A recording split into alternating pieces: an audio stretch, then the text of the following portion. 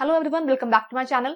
तो आज के इस वीडियो में हम पढ़ेंगे think and answer of the chapter Odysseus and the bag of wings. तो आगे बढ़ने से पहले अगर आपने अभी तक मेरे चैनल को सब्सक्राइब नहीं किया है तो प्लीज मेरे चैनल को सब्सक्राइब कर दीजिए, बेल आइकन को हिट कर दीजिए और अगर वीडियो अच्छी लगे तो प्लीज इसे लाइक और शेयर भी जरूर कर दीजिएगा। एंड प्लीज वीडियो को पूरा एंड तक देखिए ताकि आंसर्स आपको अच्छी तरह से समझ में आ जाए। तो चलिए वीडियो को स्टार्ट करते हैं। Question number 1, Do you think the outcome would have been different if Odysseus had told his men what was in the bag? Give reasons for your answer. तो क्या आपको लगता है कि आउटकम जो है मतलब Odysseus and the bag of winds जो स्टोरी है उसका जो कंक्लूजन निकला वो कंक्लूजन कुछ डिफरेंट होता, उस स्टोरी का जो एंड था वो एंड कुछ दूसरा होता अगर ओडिसियस अपने आदमियों को ये बता देता कि बैग में क्या है? अगर आपको ऐसा लगता है तो अपने आंसर के लिए रीजंस दीजिए। Answer, yes.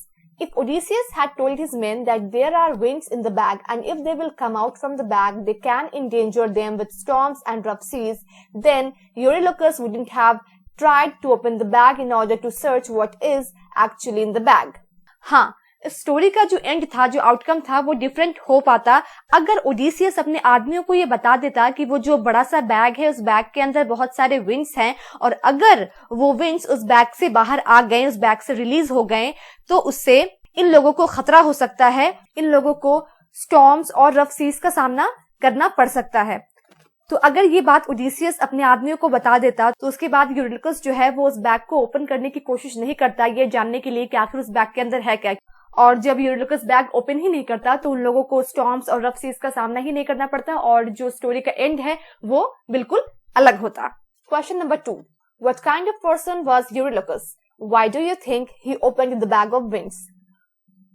तो यूरिलोकस जो था वो किस तरह का पर्सन था, वो किस तरह का इंसान था और आपको क्यों ऐसा लगता है कि उसने बैग ऑफ विंड्स क्यों ओपन किया? Answer, Eurylochus was curious and greedy person. तो यूरिलोकस जो था वो क्यूरियस भी था और थोड़ा ग्रीडी पर्सन भी था। क्यूरियस इसलिए था क्योंकि वो जानना चाहता था कि बैग के अंदर आखिर है क्या, और ग्रीडी इसलिए था क्योंकि वो ये सोच रहा था कि अगर ओडिसियस को किंग ने बहुत सारे ज्वेल्स और गोल्ड दिए हैं और वो इन सब चीजों को सिर्फ अपने साथ रख रहा है, हमारे साथ नहीं बांट रहा है, तो एक तरह का उसके अंदर ग्रीडीनेस भी आ गया था कि वो चाहता था कि उसके अंदर अगर कुछ ट्रेजर है तो वो उसे भी मिले। He thought the king must have given Odysseus some gold or jewels or some such thing which he is keeping for himself and don't want to share with anyone. So he wanted to check what is inside the bag. That's why he opened the bag of winds. तो यूरिलोकस ने सोचा कि जो इओलिया के जो राजा थे उन्होंने जरूर ओडिसियस को कुछ गोल्ड दिया है या फिर कुछ ज्वेल्स दिए हैं या फिर कुछ ऐसी चीज दी है जिसे कि ओडिसियस सिर्फ अपने साथ मतलब अपने पास रखना चाहता है और उन लोगों के साथ मतलब अपने जो आदमी हैं ओडिसियस के जो मेन हैं उनके साथ नहीं बांटना चाहता है। तो बस इसी चीज को जानने के लिए उसने क्या किया, बैग ऑफ विंड्स को ओपन किया। वो ये जानना चाहता था, वो ये पता करना चाहता था कि उस बैग के अंदर है क्या और अगर उसके अंदर कुछ ज्वेल्स और गोल्ड है तो वो उसे भी मिलने चाहिए। Question 3, in an epic supernatural forces become part of the action. Discuss with reference to the story. Epic में जो supernatural forces होते हैं वो एक्शन का पार्ट बन जाते हैं। यहाँ पर एक्शन वर्ड का मतलब है घटनाक्रम, कोई घटना। तो इसे स्टोरी के रेफरेंस से डिस्कस कीजिए। Answer, in an epic, supernatural forces become part of the action because when the winds got released from the bag, they brought storm in the ocean and the whole ocean was crumpled into mountainous waves, which destroyed the voyage and the Odysseus fleet. तो epic में supernatural forces जो हैं वो action का part बन जाते हैं, means घटना का पार्ट बन जाते हैं।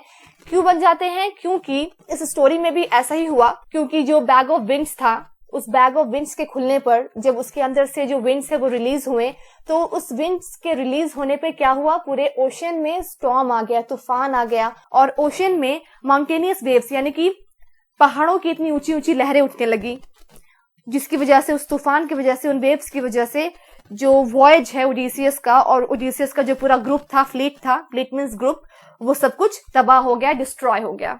तो इस तरह से जो सुपरनैचुरल फोर्सेस है वो भी एक्शन का पार्ट बन गई, मींस उस घटना का पार्ट बन गई। So that's all. होप आपको आंसर्स अच्छी तरह से समझ में आ गए होंगे। अगर आपको अभी भी कुछ डाउट्स है then go through the video one more time, और अगर वीडियो अच्छी लगी हो तो please like, share, comment, subscribe and hit the bell icon. Will meet in our next video very soon. Till then, bye.